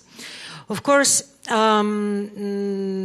all those data, Apollonia taught me when I was, I think, just 2 or 3 weeks the ministry, that we are one of the most measured country in the world. That we have 200 and more databases, some of them also silos of information, because we don't use it. And this is our problem. We hope at least a little part of it we will manage to solve with all our efforts together with Slovenian Tourism Board and also the Statistical Office of Slovenia. What I'm trying to say is that we caught the right moment to start think differently. It's not so important that we get millions of guests, but we want to have guests that are friendly to our destination and to our people. Of course, as I mentioned, we are counting arrivals and so on.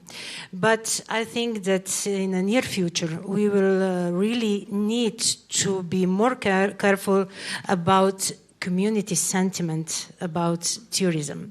Because in tourism you can measure many things.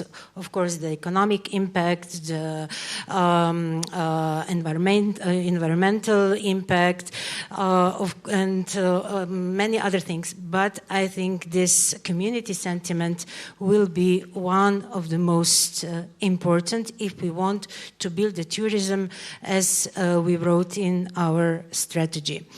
But, of course, the devil hides always in the details.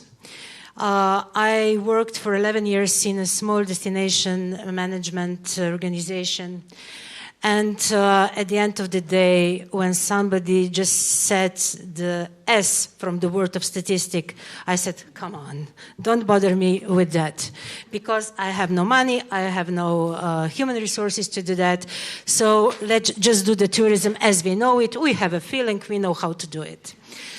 but feeling will not be enough for the future. So that's why I really hope that altogether we will manage to develop by the year 2025 the tool that will help us all to do better and more controlled and managed tourism in Slovenia. Thank you. Mr. Black-Vlander, do we already measure the sentiment of the local communities in tourism? Not yet, but we are thinking of a pilot. Academia, yes, but official statistics doesn't. So, and I know that also Slovenian Tourist Board had some ideas how to do it, but we want to do it systematically. We will be learning from our Austrian colleagues how to do it, and try to be rational when we will be doing it, like not to invest too much, I would say, human and financial resources, and to combine it with our existing survey, where we are on one side measuring how our population is traveling, but at the same time they're living in Slovenia, so we will also ask about their sentiment towards tourists in their local area. That's our plan. I would like maybe to add something else when I was listening to the data, how to approach data, how to handle them in the future. Slovenian Statistical Office is like register-based, let's say. And for us, the biggest challenge is how to measure, let's say, soft statistics when the opinions are involved. So for this reason, it's very challenging for us to have very good data with high frequency and granularity when it comes to the behavior of tourists, their expenditure, their perception of the offer in Slovenia, and as I said, also like this sentiment of the local population. And I would also maybe like to add on the alternative data sources. We, as official statistics, we have already started to use it and to give good insights also on the phenomenon that we are not measuring yet, to help the tourism in Slovenia to have this good information. And for us, it's also very challenging, how to have a powerful IT infrastructure, how to have skilled people to work with this data. Because, being an official statistician, it's not a very popular job, but we need powerful, skilled workers, employees who know how to handle this data. And I think that also AI will help us, but we need to also get the battle with the ministry in charge for digitalization, because we have to work with this data in secure environment, because we can only use AI when our data are disseminated. So maybe we can improve our customers' experience, but we have also other processes to produce data, and we see a big potential, if I may, to add to this conversation. Yes, of course.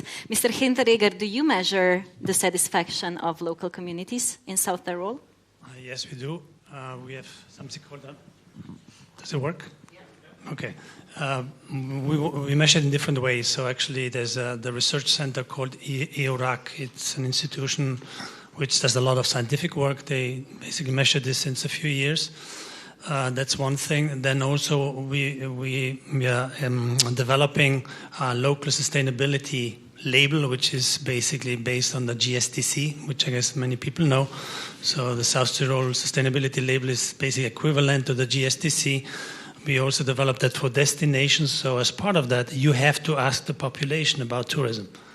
That's interesting. They just did it in my little village recently, which has very little tourism, actually, only 3-4 hotels, and was surprised how, let's say, neutral, let's call it, people are about tourism. But there's this general sentiment, which you heard a little bit about tourism, and in South Tyrol it's very much felt. So sentiment is very important. And then you have also now independent people doing it. So there's different data sets around, and we have done it in the last 4 years now, and you see every year the sentiment is going the wrong direction.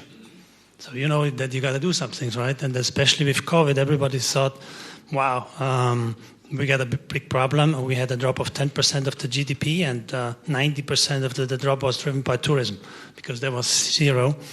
And Italy actually had a drop of 9%. First time South Tyrol basically performed worse than Italy. Usually South Tyrol is kind of let's say, the top leading region in Italy. But interestingly, afterwards, we were able to recover very fast our basically tourism industry. And already in 22, we had better numbers in 2019, which was a record year. 2019 record year, 22 record year, right? So people also see that. And we stopped a lot of things. We do no more marketing. The summer, for example, since 3 years, we decided to do no marketing, no promotion or anything. We have completely changed our complete marketing strategy to really focus basically on some seasons, some destinations, so on and so forth, to really channel, let's say, our guests. Also, but this is little steps. Now, actually, next week, we are kicking off a big project called basically habitat development, as I mentioned before, where we want to get in a much more serious dialogue with the citizens, and especially the ones which are completely opposed. We had 2 weeks ago Extinction Rebellion. Anybody knows Extinction Rebellion? Ever heard about Extinction Rebellion? Okay, so you are still in a good place. Once you have got the Extinction Rebellion coming through your region, it's very serious. Basically, Extinction Rebellion is like a Greenpeace, sort of Greenpeace activists, but they want to do it with the civilians, involving the civilians. So basically, they came to our headquarters and put up a big memorandum. They started at our headquarters because we support tourism, amongst other things, and basically saying stop tourism in Südtirol, right? And then they went around, tourists go home. Have you seen that before? In Barcelona, some other places. So you can imagine South Tyrol, and we measure every year also, the sentiment of the guests. Why do they come to South Tyrol? And yeah, there's many things, the mountains which you have, food, many other things, but the one that is at the very top always is really the, the hospitality. That's the very, very, very top region, much stronger than, let's say, our neighboring region on the northern side and the southern side. So as you can imagine, if that's really a critical factor, you have to make sure that the local community and people actually support tourism, right? So yes, we measure it, but more important is, as I said before, to do something about it. And especially regions or destinations that might not be there yet, I really highly recommend to start doing it now. Because once you are in that kind of spiral, it's crazy difficult. And with post-COVID, psychological and other things which we have been seeing in recent years, it gets more and more difficult. And numbers are not good enough. So we show like every euro that's generated in South Tyrol generates €1.20 in other sectors. So it has a huge impact, tourism, right? Tourism is about 10% of the GDP of South Tyrol, but when you also calculate the impact on other categories, it's actually over 20%.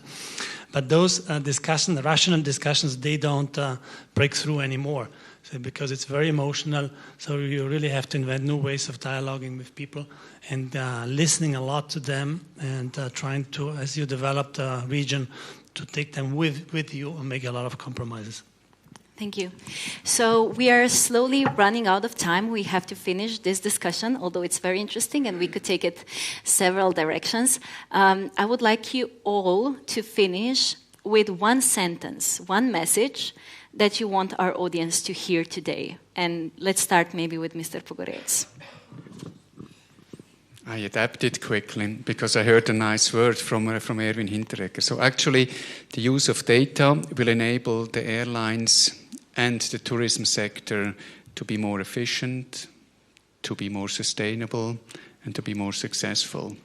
But above all, and this is what I now improvise, is the word hospitality, despite all hard facts in data, needs to be in our mind, because otherwise, only with data alone, we cannot generate added value to the customers.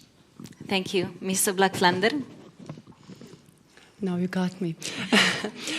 I would say that Slovene tourism deserves high-quality data, that we need to continue work together to provide our stakeholders quality data, and at the same time work on finding ways that they will find out the abundance of data that is already there and get skilled them to be able to use it in a proper way. Thank you. Ms. Kalin? Well, I would say that hospitality is in our DNA. So in tourism, people first, always. But of course, for quality decision making and for good management, we need data. So we saw today in the presentations that Slovenian tourism sector is a little bit slow in adopting new technologies, digitalizations and data and so on. So I hope we will manage to speed up a little bit this process, because my silent wish is also not only to collect data and to make the right choices from it, but also to do a step forward and start to forecast with new tools. And I think with that kind of actions, we can also, on the long run, improve our sentiment of the local communities. So I think we've done a lot, but still a lot to do. Thank you. Mr. Hinteregger? It's very interesting because the conference is about data, and we talk a lot about other aspects. So of course, leverage data, leverage AI, all these tools. That's great. You gotta leverage them to enable tourism. But if there's anything I might leave you, it's tourism is a people business and it's a team sport. So put your people at the center and drive collaboration across every sector. Those are maybe a couple of good ingredients for success. Thank you very much. Now we have, yes, let's give it up.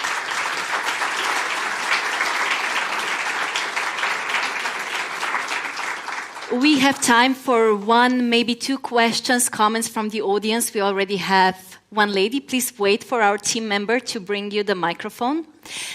Introduce yourself, and of course you can also direct your question to Ms. Bayona or Mr. Santander. They are also here to answer.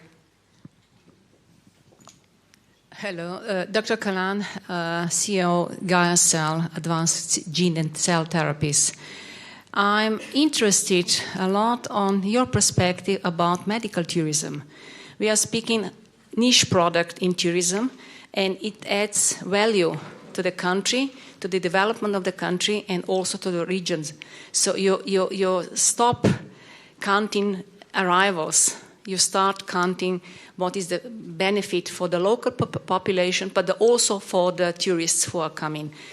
I started Medico Veritas 13 years ago. It is an agency which facilitated communication between patients and doctors, medical professionals. And my experience is that nobody travels and gets medical service unless it's an emergency. But there is a huge development of that niche in terms of if I go for the medical tourism, and I'm not speaking just about heart medicine, I'm speaking about wellness, rejuvenation, and dentist tourism, and neighboring countries around Slovenia, they have a plan for medical tourism, and it's an added value for the local population because it raises the quality of the service, and it gives a lot of economical impact to the homestay. So if somebody would answer that. Thank you. Maybe we can ask Mr. Santander to give the European perspective on the topic. So medical tourism, yes.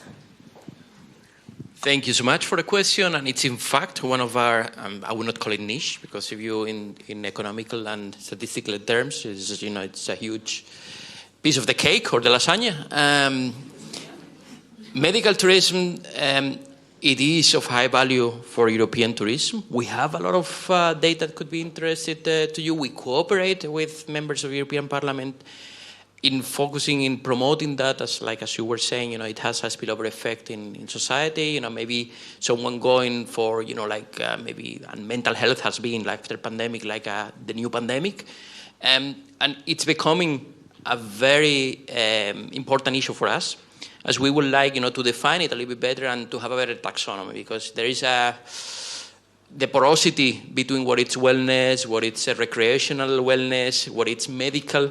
It's still a very gray zone in the jargon of tourism. And sometimes what you're referring is very much medical, that sometimes maybe a traveler doesn't identify him or herself as a tourist, because maybe it's going to make a surgery over the border. And therefore, we don't count that person maybe as a tourist and what the effects can have. I'm very happy to provide more information. We have some studies on medical tourism, and we have really ongoing cooperations with some of the associations at the European level. So reach out maybe after the conference, please. Thank you very much, Mr. Santander. Another question maybe? Anybody else? A question, a comment? No other questions or comments, really? Okay, so because we still have some more time, maybe let's go back to Ms. Oblak-Flander. How do you see the companies in Slovenia equipped to deal with statistical data that you provide?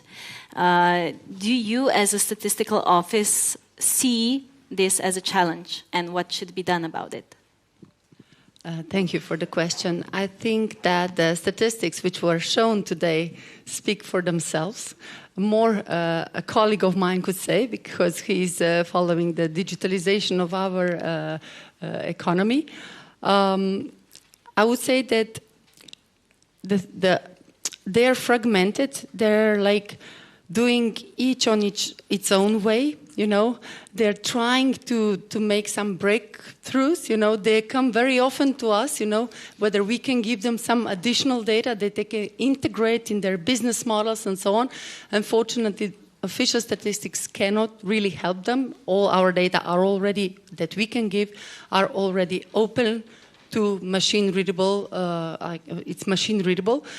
I would say that some small companies, but this is only my view, are very digitalized. They're very, very, they're like gazelles, and some big companies, they're doing amazing things.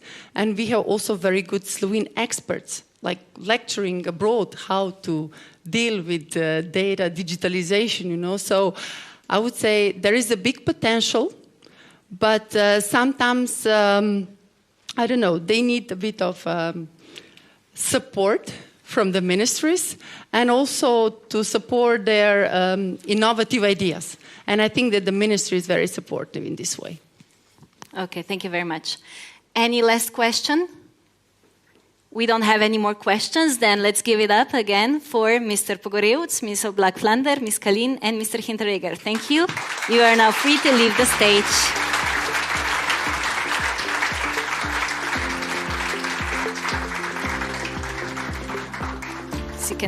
Yes. Thank you. So, based on today's discussion, we have one final thought that we want to leave you with. So it's not just about collecting and storing data. It's about having people, and people with skills who will know how to use this data.